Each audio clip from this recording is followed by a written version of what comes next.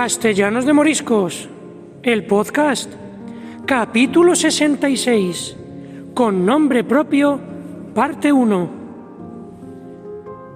Según datos del catastro, el suelo rústico de nuestro municipio está dividido actualmente en 742 parcelas. Ya en un capítulo anterior os contamos la extensión que ocupan en hectáreas y su clasificación según el uso al que se destinan. Cultivos de secano, de regadío, cebada, trigo, lentejas.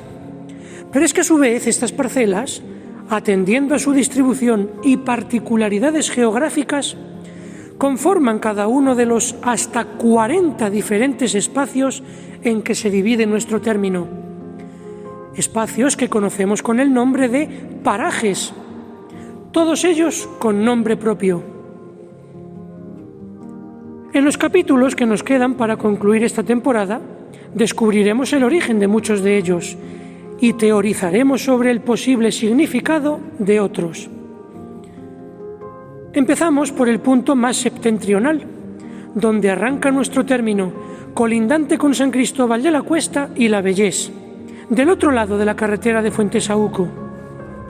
Allí, 5 parcelas, con un total de 92.000 metros cuadrados, forman el paraje llamado La Alameda. Porque la hay, un pequeñito bosquecillo de álamos. En su día estuvo mucho más poblado, pero hoy está reducido a la tercera parte. Descendemos un poco en el mapa, pero aún sin atravesar la carretera, y encontramos el Prado del Arroyo, un paraje compuesto por 17 parcelas, por las que discurre el arroyo de la Pedraza. Este arroyo fluye hacia el sureste y desemboca en el regato de la Fuente, donde comienza la Fuente Carvajal, y de ahí se bifurca en dos, pasando a ser hacia el este el arroyo Ballorio y hacia el sur los arroyos de Mataijos y del Coco, los cuales circundan el Prao Cabo. Tanto los apellidos de Cabo como Pedraza y su variante Pedraz tienen presencia en esta zona desde antes de 1600, concretamente en Gomecello, Pedrosillo el Ralo, Villaverde de la Guareña y Moriscos. Es en el mismo punto al norte que la Alameda, pero al este, donde se hallan los terrenos que configuran a uno y otro lado de la carretera la Fuente Pedraza. Pues allí nace esta fuente donde nuestros vecinos acudían a lavar la ropa a su charca. Hoy la fuente está anegada, pero los mayores recuerdan su agua limpia y cristalina. Ya os contamos, al hablar de las fuentes, la controversia que tuvimos con el pueblo de La Vellés respecto a su aprovechamiento. Pero curioso es, sin duda, el topónimo que tropezamos inmediatamente al sur, el Rugidero. Engaña, ¿eh? No vayáis a pensar que otrora fuese un cubil donde se refugiasen fieras de la sabana. No. El autor, Ignacio Coca Tamame, en su libro Toponimia de la Ribera de Cañedo, nos lo aclara. Rugidero es una forma derivada de rugitus, que en latín vulgar tomó el sentido de estruendo, pero el verbo correspondiente rugire se conservó en el castellano antiguo como ruir, susurrar. Por tanto, el significado de rugidero sería lugar donde un arroyuelo, el arroyo Pedraza, susurra quejándose con voz cristalina de su duro recorrido entre peñascos por la vaguada. ¡Qué poético! Reforzando esta tesis, al sur del Rugidero y siguiendo el curso del arroyo, se emplaza el paraje bautizado como Los Cauces. Del otro lado del regato, hacia el oeste, se sitúa el paraje llamado El Huesillo. No sabemos el porqué de este nombre, que es el que recibe el residuo de la aceituna. Tan solo hay otro paraje con el mismo nombre en toda España y está en Valdelacasa, en la Sierra de Béjar, donde es más fácil encontrar olivos. Bueno, de hecho allí nació el fundador de la empresa Aceitunas Valdelacasa. Pero aquí en cambio no se ven tanto, y que se sepa tampoco en el pasado. Pero, quién sabe, El huesillo de aceituna se utilizó como combustible para chimeneas y también para hacer harinas. O tal vez fue simplemente que alguien encontró restos óseos en aquellas tierras. Nunca lo sabremos.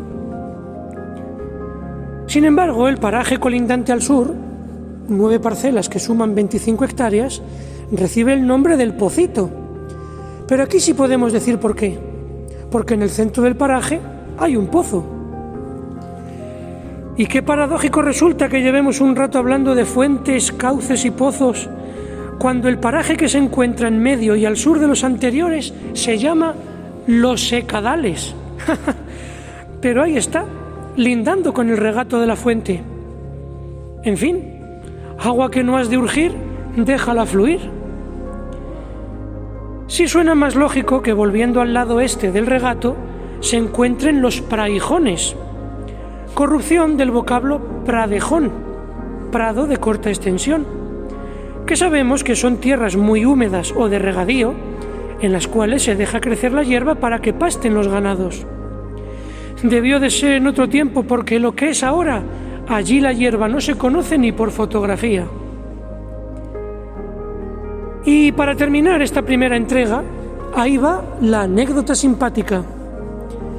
Al oeste de los Praijones, donde nuestro término se encuentra con el de Pedrosillo el Ralo, se halla el paraje Malnombre, que en palabras del autor Pascual Riesco, se trata de el vestigio más elocuente de autocensura toponímica.